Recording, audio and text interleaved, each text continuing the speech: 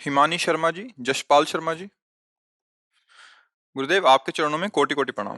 गुरुदेव, हम सीधा ऑस्ट्रेलिया से आए हैं। गुरुदेव, मेरे पति देव कुछ समय से आपका सत्संग सुन रहे हैं। जब से आपके दर्शन किए हैं, इनको ऐसा लग रहा है कि इनके सारे विकार बाहर आ गए हैं। ये अपने परिवार में और अध्यात्म में बैलेंस नहीं बना पा रहे हैं। इनका ऐसा कहना है कि अध्यात्म के साथ परिवार का भी पोषण करें, ऐसा। भैया अगर ठीक से सत्संग सुनोगे तो बैलेंस बनाना नहीं पड़ेगा। सत्संगी बहुत चतुर हो जाता है, बहुत चतुर हो जाता है। रामय भजे ते चतुर नर। अपने परिवार को तुम भगवान का स्वरूप नहीं समझते हो क्या? पत्नी के साथ पत्नी जैसा व्यवहार करना क्या भगवान की पूजा नहीं है क्या? पुत्र के साथ पुत्र जैसा व्यवहार करना क्या वो भगवान की पूजा नहीं है क्या? अभी आप समझे नहीं अध्यात्म किसे कहते हैं। हम लोग अध्यात्म शब्द को सीधा इससे ले जाते हैं कि कपड़ा उतारो, बाबा जी बनो, भीख मांगो। ऐसा नहीं है। ये हमारे संस्कार हैं जो हम संत वेश में हैं। अध्यात्म का मतलब है राग त्याग कर बहुत प्रेम पूर्वक सबकी सेवा करना। राग दूषित है। वैराग्य किस लिए धारण किया जाता है? राग का त्याग। वैराग्य का मतलब कपड़ा उतारना नहीं। तो कहते आपने क्यों उतार दिया? क्योंकि मेरा संस्कार था, हमारे पूर्व जन्म के संस्कार से मुझे विरक्त वेश के लिए ही मेरा जीवन मिला है। लेकिन ये नहीं कि विरक्त वेश के बिना भगवत प्राप्ति नहीं हो सकती, ऐसी बात नहीं। बिल्कुल जो अनुभव किया है शास्त्रों संतों से, बिल्कुल भगवत प्राप्ति दुर्लभ नहीं। पर पत्नी में भगवत भाव, पुत्र में भगवत भाव, जिसके साथ जैसा व्यवहार है वैसा ही। जैसे सब में भगवान है, ब्रह्म है, पर बहन के साथ बहन जैसा, माँ के साथ माँ जैसा, पत्नी के साथ पत्नी जैसा, बेटी के साथ बेटी, और चारों में एक ही आत्मा है। चारों स्त्री शरीर है, पर व्यवहार बर्ताव अगर सत्संगी है तो उसको विवेक के द्वारा बैलेंस बनाना नहीं पड़ता, तो बना बनाया है। मेरे प्रभु जब श्री विग्रह में भावना करते हैं तो वहां से अनुभव दे देते हैं। तो पत्नी में, पति में, पुत्र में, परिवार में क्या मेरे प्रभु नहीं है क्या? मेरे प्रभु के लिए मुझे अलग किसी देश में जाना पड़ेगा क्या? अलग किसी भेष में जाना पड़ेगा क्या? तो मुझे लगता है अभी आप समझे नहीं है। वैराग्य अंतर्वृत्ति है, बाहर से व्यवहार वैसे ही करो। मेरा थोड़ा क्वेश्चन ये है कि राग और वैराग के बीच में जो बैलेंस कैसे? राग तो बिल्कुल नहीं रखना। प्रेम सब जीवन सो प्रीति, रीति निभात आपनी। अभी तो समझे नहीं, तुम्हारे प्रश्न का ही तो उत्तर है। सब जीवन सो प्रीति। प्रीति और राग में अंतर होता है। राग में शरीर भाव को लेकर होता है और प्रीति में आत्म भाव को लेकर होता है। इस पत्नी के ढांचे के अंदर भगवान बैठा हुआ है और मुझे सेवा मिली पति की तरह बर्ताव करना। पुत्र के ढांचे के अंदर भगवान बैठा हुआ है और मुझे सेवा मिली पिता की तरह बर्ताव करना। अब बैलेंस बनाने की जरूरत है कि बैलेंस बना बनाया है। तुम्हारी समझ में आई बात हमारी? हाँ जी, एक और प्रश्न है जी। और अगर वैराग और अनुराग के बीच में बैलेंस कैसे बना? पहले शरीर भाव से ऊपर देखो। अब अटारी की हम बात करें और चढ़े एक सीढ़ी भी नहीं है तो वो केवल वार्ता होगी, अनुभूति नहीं होगी। मुझे लगता है बुद्धिमान उपासक वही है, केवल अगली सीढ़ी को देखे और फौरन उस पर पैर रखे तो अगली सीढ़ी अपने आप दिखाई दी, फिर उस पर चढ़े। छत में क्या और अपने आप पता चल जाएगा। अनुराग कहीं नया उत्पन्न नहीं होता। ये छाती की बात कह रहा हूं। हमारा अनुराग बटा हुआ है, नाम में, रूप में, नाना प्रकार की वस्तुओं में। उसे समेट कर, यही समेटना कि ढांचे के अंदर प्रभु बैठा है। और जब वो गृहस्थी में रह सकता है वो, और एक गृहस्थी में रहते हुए इतने संत हुए कि हमें लगता है अगर भक्त चरित्र उठाओ तो अधिक मात्रा में आपको गृहस्थ संत ही ऊंची ऊंचाई पर, स्थिति पर पहुंचे हुए, जिनके बच्चा बेटा भी है, पत्नी भी है, और ऐसी ऊंचाई पर चढ़ गए कि विरक्त महापुरुष उनके नीचे बैठ करके सत्संग उनका सुनते हैं। ऐसा नहीं सोचा जा सकता। बात यही तो है। गृहस्थ और विरक्त हम दोनों बेटे हैं भगवान के। दो मार्ग हैं, एक वैराग्य से चल रहा है और एक गृहस्थी से चल रहा है। और गृहस्थी से चलने वाला विशेष है। क्यों विशेष है? हम लोग मानते हैं कि वैराग्य से चलने वाला विशेष है, पर हमारी जो अनुभूति है वो ये कहती है कि गृहस्थी में विशेष है। क्योंकि हमारे लिए एक ही कार्य है, मात्र केवल भगवान का चिंतन, दूसरा कोई कार्य नहीं। वो आपके लिए बहुत कार्य करते हुए भगवान का चिंतन करना। इसलिए हमसे ज्यादा कठिन साधना गृहस्थ में है। वो बहुत बातें करना है, उसको बहुत व्यापार करना है, बहुत प्रकार की उसको सामग्री जुटा। हमारे तो कुछ नहीं, भगवान जो देगा खा लेंगे, राधा राधा राधा। और उसको ऐसा नहीं है, उसको कमाना है, परिवार का पोषण करना है, सबकी कामनाओं की पूर्ति की उसकी जिम्मेवारी, बेटा पढ़ाई लिखाई सब। और इसके बाद भी वो भजन करता है। इसलिए बहुत बड़ा भजन आनंदी। एक बार भगवान श्री हरि अम्बरीश जी की महिमा का गान कर रहे थे कि चक्रवर्ती सम्राट होते हुए भी ऐसा भजन। तो नारद जी ने पूछा कि प्रभु, वो तो मतलब भक्त तो है ही, पर राजा भी है, रानियां है, पुत्र है, वैभव है। तो भगवान समझ गए। उनका, नारद जी एक कार्य करोगे, तुम तो हमारा अखंड स्मरण करते हो। बोले हाँ प्रभु। तो बोले देखो, कटोरा घी से भरा हुआ है और तुम हमारे वैकुंठ की एक परिक्रमा लगाओ, सुदर्शन चक्र पीछे रहेगा, एक बूंद भी घी नहीं गिरना चाहिए। अगर एक बूंद भी घी गिरा तो सुदर्शन तुम्हें पीड़ा पहुंचाएगा। भगवद आज्ञा। अब पूरी चित्तवृत्ति लग गई कि एक बूंद भी घी गिरेगा तो सुदर्शन जी महाराज पीछे हैं, परिक्रमा लगाए। बोले प्रभु एक बूंद भी नहीं गिरा। बोले हाँ, सुदर्शन जी प्रमाण है इस बात का, अगर गिरा होता तो आपको पीड़ा पहुंचाते, अर्थात नहीं गिरा। अब बोलो कितनी बार सुमिरन किया? बोले प्रभु सुमिरन पूरी चित्तवृत्ति तो रखी थी कि घी एक बूंद न गिरे। बोले हाँ, गृहस्थ में रहते हुए विविध प्रकार के कार्य करते हुए जो मेरा सुमिरन कर रहा है वो श्रेष्ठ भाव है। तो ये कैसे तुम सोच सकते हो कि बिना विरक्त हुए भगवान की प्राप्ति नहीं हो सकती? राग का त्याग अंदर का विषय होता है। देखो, प्रीति में इतना दम है कि राग का त्याग तो सहज करवा देता है। आप देखो, जैसे छोटे बच्चा बच्ची आपस में प्रेम कर लेते हैं ना, तो 20 वर्ष माता पिता ने पाला पढ़ाया लिखाया, सब का राग एक कोने में रख के उसके साथ तो चल देते हैं, चाहे लड़का हो चाहे लड़की हो। ये सांसारिक राग के अंतर की प्रीति है। और हम प्रिया प्रीतम भगवान से प्यार करने के लिए चले, और हमारे अंदर इतनी दम नहीं है कि हम इनके बीच में रहते हुए इनका राग त्याग सके। इसका मतलब अभी समझे नहीं, अभी भजन हुआ नहीं, इसलिए है। अगर भजन करोगे तो सही माने में सच्चा वैराग्य हृदय का होता है, बाहरी का नहीं होता। अगर हमें अपने शरीर में प्यार है, भोगों में प्यार है, व्यवस्था में प्यार है, तो कपड़ा केवल वैरागी है। अंदर से वैराग्य की कोई बात नहीं है। तो आप पैंट शर्ट में हो, आप अधिकार में हो और ठीक भजन कर रहे हो, तो आप सच्चे वैरागी हो। वैरागी का मतलब सीधा हम लोग ले जाते हैं कपड़ा से। अरे देह का राग ही सबसे बड़ा राग है। इन अंतःकरण में इंद्रिय और मन का भोगों में राग ही सबसे बड़ा राग है। इसका त्याग कर दे तो चाहे पैंट शर्ट में हो, चाहे पैजामा कुर्ता में, चाहे जिस वेश में हो, महात्मा ही है। महात्मा एक स्थिति का नाम है। अगर वेश है और स्थिति तब तो जगत पूज्य है ही, लेकिन वेश और स्थिति नहीं तो कोई काम का नहीं, और वेश नहीं हो स्थिति है तो जगत पूज्य है। समझ पा रहे हैं आप? कोई समस्या? हाँ, अंदर से साधक का मतलब होता है सुलझा हुआ व्यक्तित्व, ऐसे फंसा वाला नहीं कि हमने सत्संग सुना, हमें परिवार से वैराग्य हो रहा है, हम छोड़ करके कहाँ छोड़ के जाओगे? खान पान शरीर राग तो साथ ही लेके जा रहे हो। गुफा में जितना एक कमंडल एक लंगोटी में आसक्ति दुर्गति कर सकती है, उतना ही सारी आसक्तियां हैं। तो हमें लगता है गृहस्थी में बहुत सुंदर बातें रहती कि संतों के प्रति आदर भाव रहता है, और चाहे जितना भजन करे अपने में रहता है, हम तो गृहस्थ है। तो देखो, बहुत बड़े अहंकार से बच गया वो। बहुत से बचाव पक्ष गृहस्थी में है। तो मुझे तो लगता है कि अगर गृहस्थी में सही ढंग से भजन किया जाए तो बहुत जल्दी उन्नति हो सकती है। पर वो क्या है, मान्यता बैठ गई कि हम तो गृहस्थ हैं, माने हमें तो सब भोगों का लाइसेंस मिल गया, हम जो चाहे वो भोगें जैसे, बस इसी से पतन हो जाता है। अगर वो संयम से चले और भजन करे तो गृहस्थ में रहते हुए महात्मा पक्का महात्मा है, भेष जरूर महात्मा का नहीं। विभीषण जी भगवान श्री राम के सामने आए तो कोई भेष था क्या? और भगवान क्या कह रहे, तुम सरीखे संत प्रिय मोरे, धरो देह नहीं आन निहोरे। हे विभीषण, तुम्हारे जैसे संतों के लिए ही ये मैं मानव अवतार धारण करता हूं, दूसरी कोई बात नहीं। तो विभीषण जी संत किस बात के लिए? हृदय में निरंतर भगवान का स्मरण करते रहते। कहाँ है? लंकापुरी में। परिवार कौन है? रावण, दैत्यासुरी भाव वाले परिवार के जन है।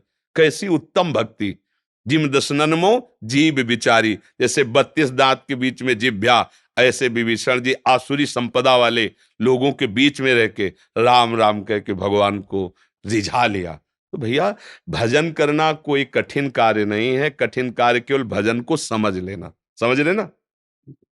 इंद्रजीत जी पंजाब से। गुरुदेव आपके चरणों में कोटि कोटि दंडवत प्रणाम। गुरुदेव, त्रिगुणात्मक वृत्तियां शरीर में आती हैं और आगमा पायनों आने जाने वाली हैं।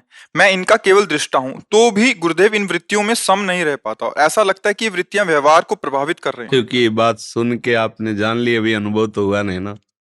बिना अनुभव के सुन के बातों से थोड़ी समझ में आने वाली है। जब तक अनुभव नहीं होगा तब तक बात नहीं आती।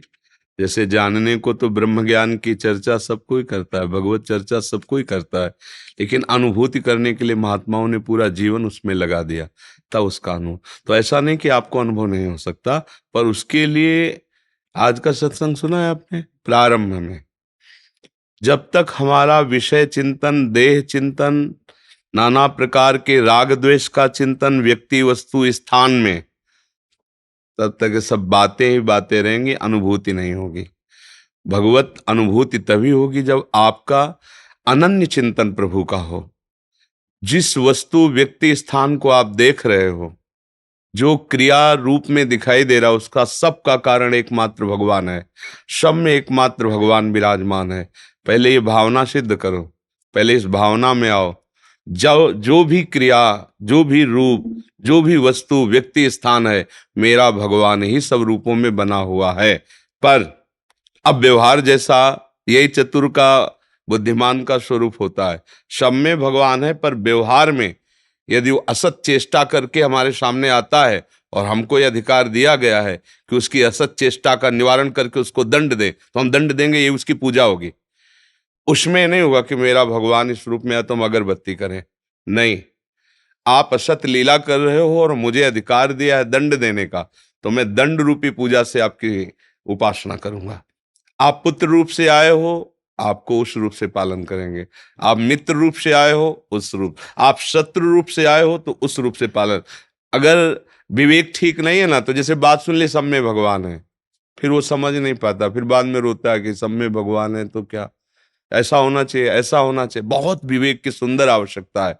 आपको जो स्वांग मिला है, जो रोल मिला है, जो पद मिला है, जो अधिकार मिला है, उसके अनुसार उपासना करो, उसके अनुसार भाव रखो। भगवान सब में है, पर जो रोल आपको दिया गया उसके रोल के प्रतिकूल यदि आ रहे तो हम अपने ही अधिकार के अनुसार उनकी पूजा करेंगे। अगर हमें डंडा चलाना है तो हमारी पूजा है अगरबत्ती से भी श्रेष्ठ पूजा होगी, क्योंकि वो असत आचरण करके आ रहे हैं और हमें निर्णय के लिए बैठाला गया तो हम उनको दंड देंगे, ये उनकी पूजा होगी। अब आप कहोगे ऐसी कैसी पूजा होती है? जब विवेक हो जाएगा तब इसका ठीक निर्णय होगा। ऐसे ही हमारे अंदर दो, ये बाहरी विभाग है, एक अंदर विभाग है। हमारा अंतःकरण कभी गंदी वृत्तियां देता है, कभी अच्छी वृत्तियां देता है, कभी असत मार्ग में लगाने की, कभी सत मार्ग में। अब वहां निर्णय करो। यदि सत मार्ग की वृत्ति है तो हम उसे भगवत स्वरूप मानते हैं, यदि असत मार्ग की वृत्ति है तो उसे मानते ही नहीं है, चाहे जितना क्लेश दे वो वृत्ति, हम उसे स्वीकार नहीं करते। धीरे धीरे आप देखोगे कि आप असंग होते हुए अपने स्वरूप में स्थित हो रहे हैं और ये शांत हो रहे हैं। जैसे जैसे भोगों का चिंतन होता है, भोग में सुख नहीं है, उसके चिंतन में सुख है। ये पक्की बात समझ लो, ये अनुभूति बात कह रहा हूं हृदय की। आप किसी भोग का चिंतन भर ना होने दीजिए, और कोई भोग कर हमें बता दीजिए कि ये सुख है तो फिर हम आपको बताएं। चिंतन मत होने दीजिए, फिर पूरी सृष्टि के किसी भोग को फिर आप हमें बता दीजिए कि हाँ इसमें सुख है। आप जब पहले चिंतन करते हैं और चिंतन में जो सुख मिला, अब उस सुख को ढूंढते हैं, तो चिंतन में होने के कारण वो सुख मिलता है। नहीं नहीं, बहुत बिल्कुल ये पक्की बात है। कोई भी सुख, कितना भी बड़ा सुख हो, आपके चिंतन का अपहरण कर लिया जाए, ऐव से या प्रेम से, वैसे भी होता है। मृत्यु ने तुम्हारे चिंतन का अपहरण कर लिया, अब क्रिया हो रही, सुख का अनुभव नहीं हो रहा। ऐसे ही ज्ञान के द्वारा जब बुद्धि विषय चिंतन से हटा ली जाती है, तब दिखाई देता है अरे ये तो सब नाटक चल रहा है माया का। फिर वो अपनी इंद्रियों पर शासन करता है। जो श्रद्धावान है वो लभते ज्ञानम, और ज्ञान का फल है तत्परा संयत इंद्रिया। वो अपने इंद्रियों को संयम में लाता, मन के अनुसार नहीं चलने देता। विषयों में जैसी रुचि हुई वैसा नहीं जाता, जैसी शास्त्र आज्ञा वैसे चलता है। फिर वो अपने को अलग अनुभव करता है। अभी क्या, हमने अभी अलग अनुभव की बात सुनी है शास्त्रों में, संतों से, पर अनुभव नहीं है।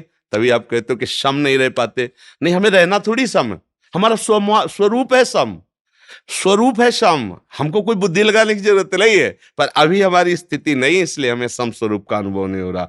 विषम संसार शरीर और हमारा स्वरूप श्याम, और हमारे प्रभु का स्वरूप श्याम। चूंकि हम प्रभु के अंश है तो हमारा प्रभु का स्वरूप मिलता है, और शरीर संसार का अंश है तो इसका संसार से मिलता है। ये विषम है, परिवर्तनशील है, ये विनाशी है, ये दुखमय है। और हमारे प्रभु आनंद सिंधु है, हमारा स्वरूप आनंदमय, चेतन अमल सहज सुख राशि। अब हम अपनी स्थिति में आए, इसलिए खूब भजन की जरूरत है। और भजन का मतलब केवल माला चलाना ही नहीं है। जिस कर्तव्य में हो, ये तो मैं पक्की बात कहते हैं, जिस कर्तव्य में हो उस कर्तव्य को भगवान की सेवा मान करके करो, और अंदर ही अंदर भगवान का सुमिरन करो। इससे बड़ा भजन कुछ नहीं है। जो सेवा मिली, हम ये नहीं कहते कि ये सेवा, जो सेवा मिली संसार की, वो मेरे मालिक की सेवा, मेरे प्रभु की सेवा है। पूरी सृष्टि मेरी प्रभु की है। बस ईमानदारी से अपने धर्म के अनुसार वर्ताव करो और अंदर ही अंदर भगवान का सुमिरन करो। भगवत प्राप्ति निश्चित हो जाएगी। जहां हो जो कर रहे हो उससे हो जाएगी। जब कसाई मांस काटने वाली बात होती है ना, उसके, और वो वही कर रहे हैं, सदन जी मांस काट के बेच रहे हैं, लेकिन उनका चिंतन भगवत चिंतन है, और वो स्वयं हत्या नहीं करते, कुल के अनुसार अपना कार्य कर रहे हैं। तो इतने बड़े ज्ञानी महात्मा थे कि वो संतों को उपदेश करते थे, गृहस्थ धर्म में, और व्यापार किसका, मांस, और स्थिति कहाँ, भगवान में। तो मुझे शास्त्रों से, संतों से समझ में आया कि जो तुम्हें कार्य मिला है उस कार्य को भगवान की पूजा समझ करके ईमानदारी से करो और भगवान का स्मरण करो, तो इसी जन्म में आपको भगवान की अनुभूति हो जाएगी। और जीवन का लक्ष्य भगवान की प्राप्ति ही है, क्योंकि जब शरीर नहीं रहेगा तो फिर कोई मकान, दुकान, परिवार, पद, प्रतिष्ठा ये भी नहीं रहेगी। जीव अकेला जाएगा, फिर कर्म के अनुसार उसको नई योनि मिलेगी। तो मुझे लगता है बुद्धिमान वही है कि जितनी ऊंचाई पर आ गया उससे नीचे न गिरे। जैसे हम बहुत ऊंचाई पे आ गए मनुष्य शरीर में, मनुष्य शरीर में कितना सुंदर व्यवस्था है। पीड़ा है तो औषधि करा सकते हैं, मानसिक चिंतन बिगड़ा हुआ है तो हम अपने उत्तम लोगों से सलाह ले। लेकिन पशु जीवन में ऐसे ऐसे पशु हैं जिनको जो कष्ट हुआ वो भोग ही रहे हैं, उसके निवारण के लिए कोई औषधि नहीं, कोई उनके पास नहीं। कैसे ऐसे जीव हैं जो बहुत क्लेश भोग रहे हैं। तो मुझे लगता है कि अपने लोगों को इतना सावधान हो जाना चाहिए कि भगवान ने मनुष्य योनि तक पहुंचा दिया, अब इससे नीचे न गिरे। अगर जन्म भी हो तो मनुष्य की योनि में हो और उत्तम ज्ञान के द्वारा संपन्न हो, जिससे हम संसार में दूसरों को सुख पहुंचाकर, धर्म से चलकर भगवान को प्राप्त कर ले। कोशिश तो करे इसी जन्म में, अगर ना हो पावे तो अगला जन्म हमारा सुअर कुत्ता का तो ना होना चाहिए, हमारा जन्म नीचे योनियों में ना जाना चाहिए। मनुष्य योनि से फिर हम भगवान को भजे, एक जन्म में नहीं कई जन्म में भी, तो हम कमर कसे रहेंगे कि हम भगवान के, हमें भगवान को प्राप्त करना है। वस्तुतः भगवत प्राप्ति में कोई श्रम नहीं है, ये हम चल करके बता रहे हैं। हमें श्रम पड़ता है संसार से हटने में, भगवान से मिलने में कोई श्रम नहीं है। ये जो भ्रम बैठा हुआ है ना, भगवान का मिलना बड़ा कठिन, हम आपसे कहते हैं भगवान का मिलना कठिन नहीं है, संसार की आसक्ति का त्यागना कठिन, बस इतनी बड़ी समस्या है। मानी हुई आसक्ति को छोड़ दो, भगवान तो हृदय में बैठे हुए अनुभव हो जाएगा, भगवान तो कण कण में बैठे हुए अनुभव हो जाएगा। पर जो जननी जनक बंद सुत दारा तन धन धाम सुहृद परिवारा, इनमें जो हमारी आसक्ति है, शरीर में जो आसक्ति है, भोगों में जो आसक्ति है, हम ये नहीं त्याग पा रहे, यही कठिनता है भगवत प्राप्ति की। अगर ये त्याग दे तो भगवान का मिलना दुर्लभ नहीं, क्योंकि वो है कण कण में, सब में, आप में, हम में, सब समय में, इस समय में भी, सब जगह में, तो इस जगह में भी है, सबके हैं तो मेरे भी हैं।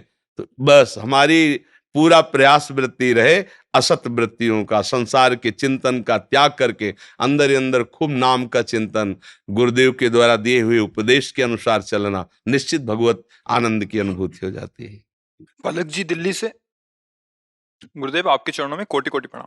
गुरुदेव, स्वास्थ्य अनुकूल ना होने की वजह से मेरे को और मेरी शरीर की मैया को दवाइयां लेने पड़ती हैं, जिसकी वजह से बार बार कभी लघु शंका जाना पड़ता है। उस हाल में क्या हम ब्रजरज और यमुना जल का पान करके मानसिक जप कर सकते हैं? हाँ बिल्कुल कर सकते हैं, बिल्कुल करना चाहिए। देखो ये सब बुद्धि की पवित्रता के लिए साधन बताए गए हैं। वस्तुतः हम कई बार बता चुके हैं कि जैसे बढ़िया रेशम की पोशाक पहनाकर एक चमड़े की थैली में मल भर दिया जाए और ऊपर से खूब छिड़का जाए, तो क्या कभी पवित्र हो जाएगा क्या? यही है मलाशय, यहाँ रख, अभी अभी देखो तो यही मल भरा हुआ है, यही मूत्र भरा हुआ है, बस चमड़े की थैली है, ऊपर से कपड़ा लत्ता और चिकन यही भरा हुआ है। मानसिक पवित्रता के लिए सब बातें कहेगी, आचमन करो, जल छिड़को, ऐसा वो क्या, मल तो यही भरा हुआ है। इसलिए अपवित्र पवित्रो वा सर्वावस्थांगतो पिवा या स्मरेत पुंडरीकाक्षम सवायाभ्यंतर शुचि। चाहे पवित्र हो कमल नयन अरविंदाक्ष भगवान श्री हरि का स्मरण तुम्हें बाहर और भीतर से परम पवित्र कर देगा। तो रज रानी यमुना रस रानी से खूब भजन करो, भजन प्रधान चीज है।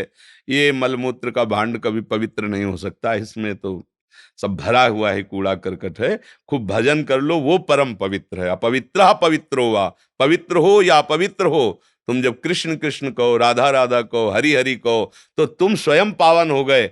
और मम भक्ति युक्तो भुवनम पुनातु, और तुम भुवनों को पावन करने वाले बन गए। नाम जप से बढ़कर कोई पवित्रता नहीं। नाम जप का अगर मंत्र आदि जप है, यमुना जी आदि आचमन कर लो, बका सबसे बड़ा पवित्र भाव है। अगर हम भाव से प्रभु को भज रहे तो कैसी भी स्थिति हो परम पवित्र ही है। थोड़ा मंत्रों के लिए विधान बनाया गया है, उसके अधिकार के लिए रज ले ले, राधा कुंड का जल है, मानसी गंगा का है, मानस सरोवर का, अपने तो ब्रजमंडल में परम पावन तीर्थों के भी तीर्थ है, सीसी में जल ले लिया, ऐसे किया, पवित्र हो गए, आचमन किया, मंत्र जप रहे हैं।